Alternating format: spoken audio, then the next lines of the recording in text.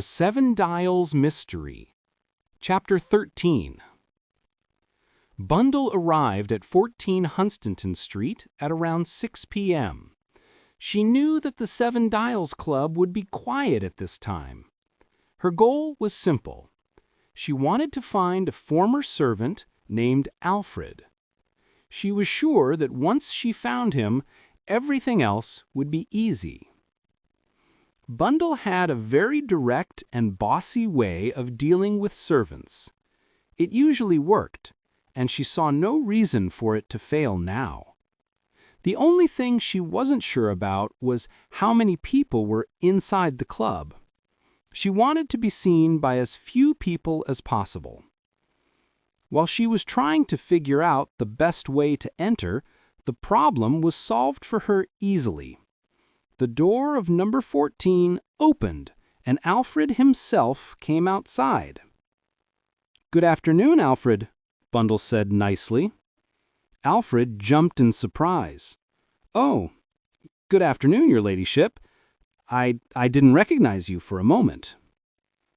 Bundle mentally praised her maid's clothes for disguising her so well. Then she got straight to the point. "I need to talk to you, Alfred. Where should we go?" "Well, really, my lady, I don't know. This isn't what you'd call a nice area. I'm not sure," Alfred stammered. Bundle stopped him. "Who is in the club?" "No one right now, my lady." "Then we will go inside." Alfred used a key to open the door, and Bundle walked in. A nervous and embarrassed Alfred followed her. Bundle sat down and looked directly at him. "I suppose you know," she said clearly, "that what you're doing here is illegal." Alfred shifted from one foot to the other.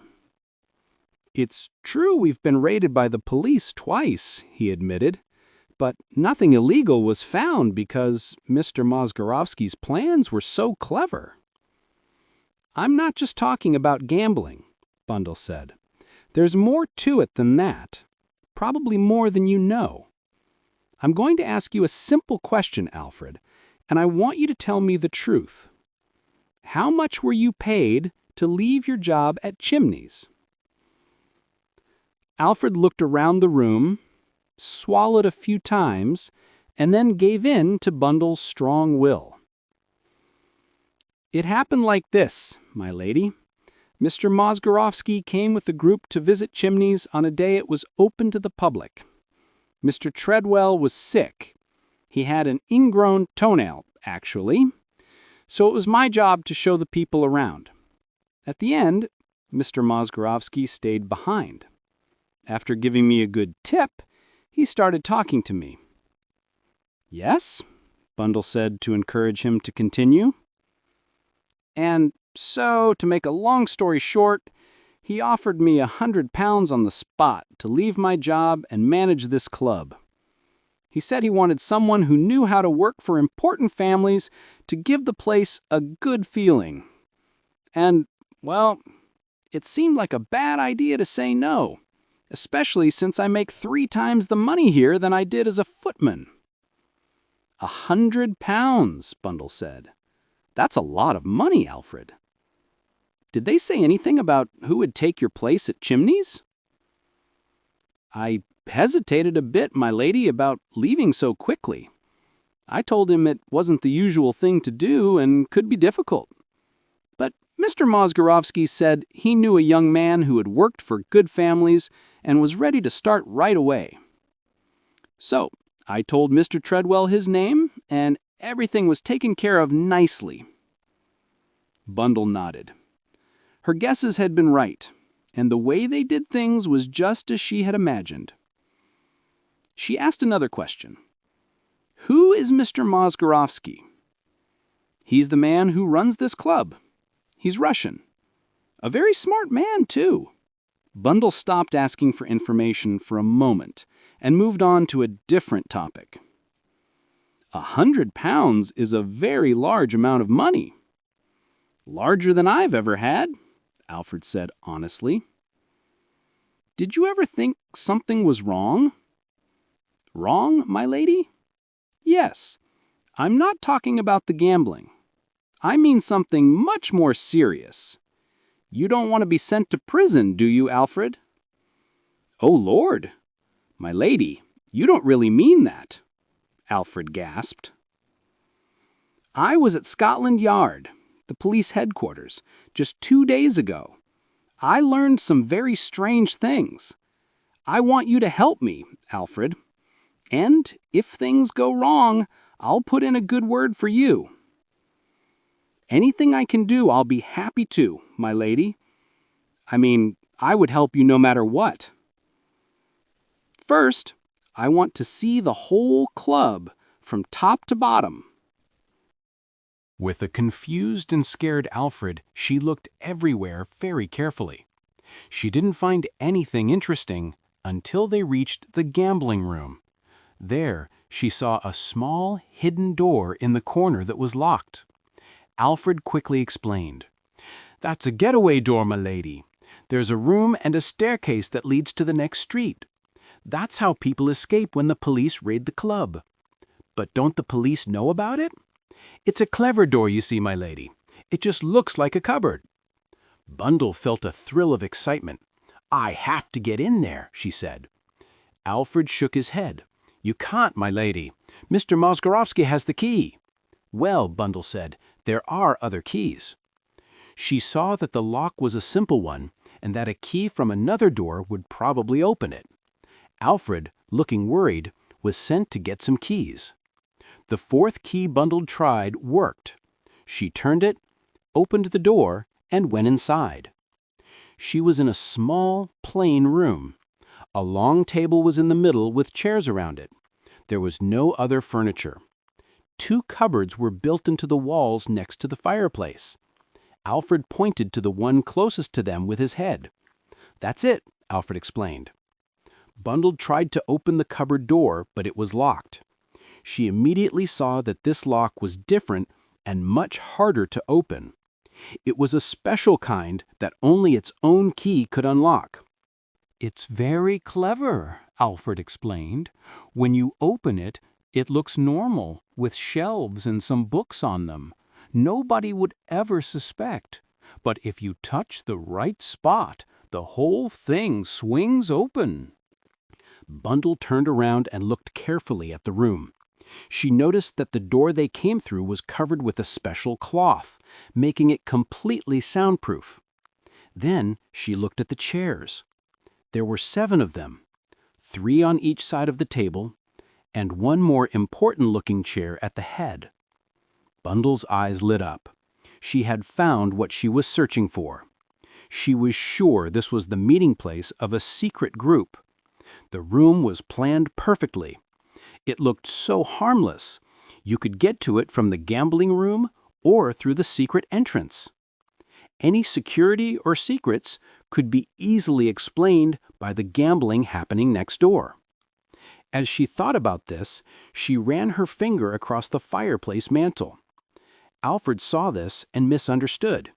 "You won't find any dust," he said. "Mr. Mozgorovsky told me to clean the place this morning, and I did it while he waited." "Oh," Bundle said, thinking very hard. "This morning, huh? It has to be done sometimes, even though the room isn't really used." Suddenly, Alfred was shocked. "Alfred," Bundle said, "you have to find me a place to hide in this room." Alfred looked at her, very worried. "But that's impossible, my lady. I'll get in trouble and lose my job." "You'll lose your job anyway when you go to prison," Bundle said, not very nicely. "But actually, you don't need to worry. No one will ever know." "But there is no place to hide," Alfred complained. "Look around yourself if you don't believe me." Bundle had to agree that he had a point. But she was determined to continue her adventure. "Nonsense," she said firmly. "There has to be a place." "But there isn't one," Alfred cried. The room was not a good place to hide at all. The windows had dirty blinds and no curtains. The window ledge outside was very narrow. Inside, there was only a table, chairs, and 2 cupboards. The second cupboard had a key in its lock. Bundle walked over and pulled it open. Inside, there were shelves filled with different glasses and dishes. "It's extra stuff we don't use," Alfred explained. "You can see for yourself, my lady. There's no place here for even a cat to hide." But Bundle was looking closely at the shelves. "This is cheaply made," she said. "Now, Alfred, do you have a cupboard downstairs where you can put all this glass?" "You do? Good. Get a tray and start taking it down right now. Hurry, there's no time to waste." "You can't do this, my lady. And it's getting late. The cooks will be here any minute." "Mr. Mozgorovsky doesn't come until later, I suppose." "He's usually not here much before midnight, but oh, my lady!" "Don't talk so much, Alfred," Bundle said. "Get that tray. If you stand here arguing, you will get into trouble."